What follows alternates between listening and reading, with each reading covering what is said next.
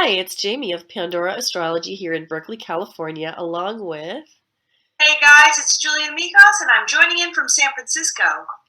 Today we're going to talk with you about the full moon in Leo that's coming this month, February of 2020, which has a lot of relationship themes built into it. Now, you may already know that a full moon is a time when the sun and the moon are opposite to each other in the sky, lighting the moon's face up for us very big in our sky. And so it is also an astrological opposition, which means that there is a very strong push-pull between the themes of sun and the themes of moon. Interestingly, this month it's rendered a little bit more complex because the moon is in the sun sign of Leo. So because the moon is involved, it being a full moon, emotions will be high. But because the sun is doubly involved, they're going to be Leo flavored emotions. What does that mean? Well, it can mean a little egotism, but it can also mean tremendous creativity and self-expression. A couple of planets are involved, and I'm going to draw this stuff in here. And so Vesta is in a square with these planets. The Juno is here in a trine, and Mars is also in a trine with the moon. So Juno and Mars are going to bring some harmony. And I don't know if you are seeing this, but the little S next to Juno is red. And what that means is that Juno is stationary and just turning retrograde, which is another really big event of this month. And if you want to know more about that, you should check our video in the February news playlist on our Pandora Astrology channel for a lot more about Juno retrograde. So, Julia, I'm wondering, I mean, do you want to spout some thoughts out here in general? But in particular, I'm kind of wondering what you think the sort of the generic feel of a full moon in Leo is. Hmm. Well, full moons are definitely times of culmination. They're times of emotional release. Leo being expressive means that this will be quite an expressive emotional release, quite possibly. And the Leo and Aquarius polarity often makes me think of, Leo being the sign or of the archetype of the performer, a certain dynamic between the performer and the audience. Aquarius Okay, is quite an observant sign in a lot of ways too. right. So perhaps having to identifying with one's own individualism versus being part of a group is sort of some thoughts that pop up into my mind. Yeah, absolutely. When I look at the Leo Aquarius opposition, oftentimes I think of the French Revolution. There's Leo, the royalty, who risks getting his head cut off, and there's the angry mob, Aquarius, the tribe, the group, the revolutionaries, who are storming the castle.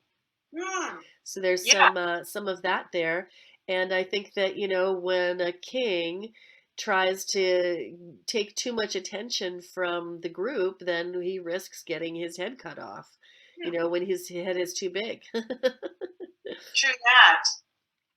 That sextile from Juno, which is in the sign of Libra, which is a sign she really does like to be in Oh because they're both. yes. It's a relational planet or asteroid and a relational sign, and the way that it's forming easy aspects to both the moon and the sun kind of shows us where the support is coming from in this dynamic. Because in a lot of ways, it could show us that partnerships can help us express our own individualism, but your partner can also be your audience at the same time.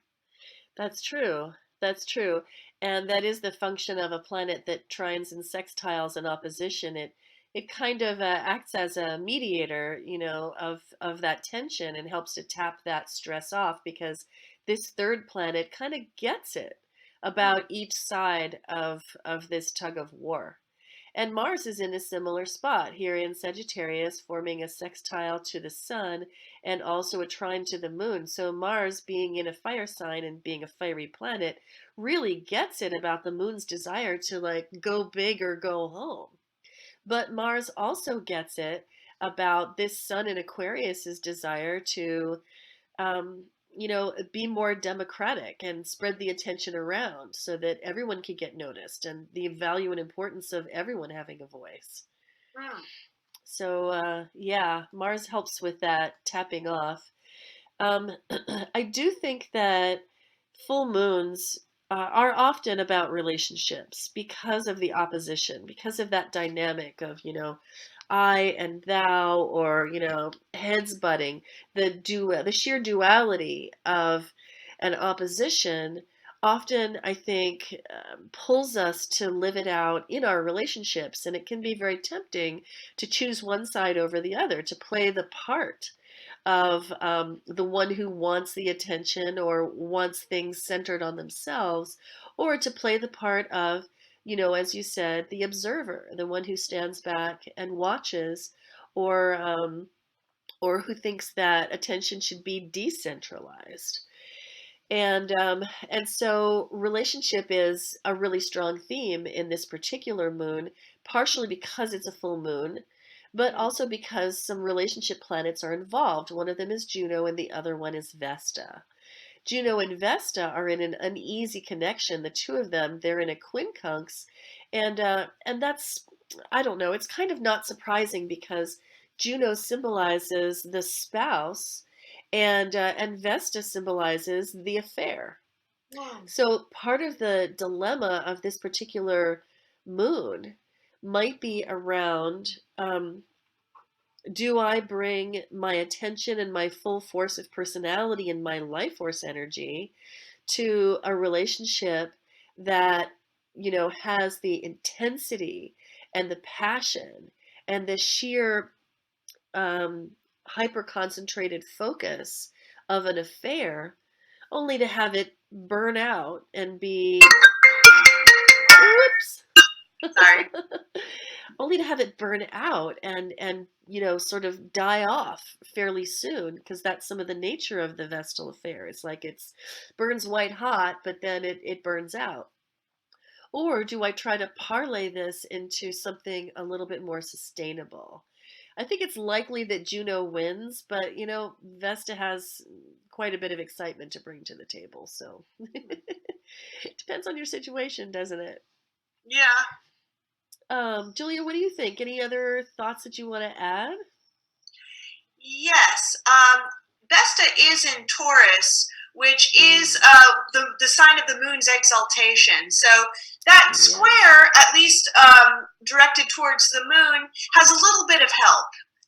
Even, Vesta is also where we like to put our focus and our concentration. So there might be a split between, am I doing this for myself within the relationship, or am I doing it for others? Yes. But, it is quite supportive towards the self there too.